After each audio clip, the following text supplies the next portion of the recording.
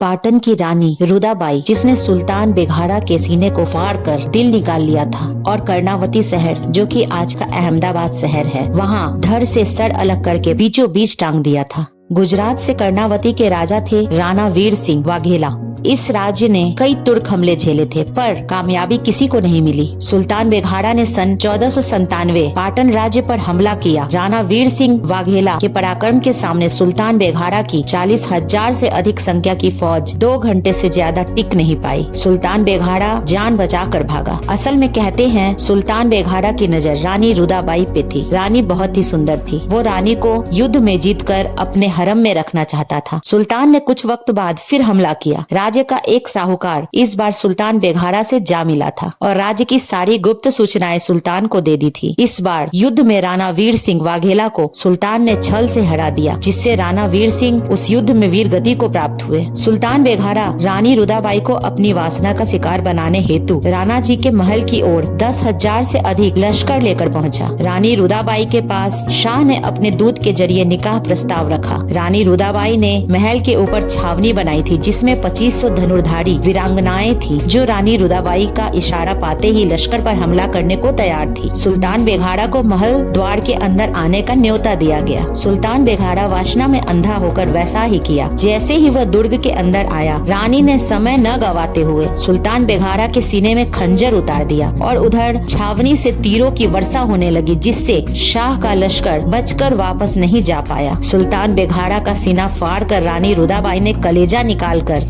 कर्णावती शहर के बीचों बीच लटकवा दिया और उसके सर को धड़ से अलग करके पाटन राज्य के बीच टंगवा दिया। साथ ही यह चेतावनी भी दे दी कि कोई भी आक्रांता भारतवर्ष पर या हिंदू नारी पर बुरी नजर डालेगा तो उसका यही हाल होगा। इस युद्ध के बाद रानी रुदाबाई ने राजपाट सुरक्षित हाथों में सौंपकर जल समाधि ले ली, ताकि कोई भी तुर्क आक्रांता उन्हें अपवित्र न कर पाए।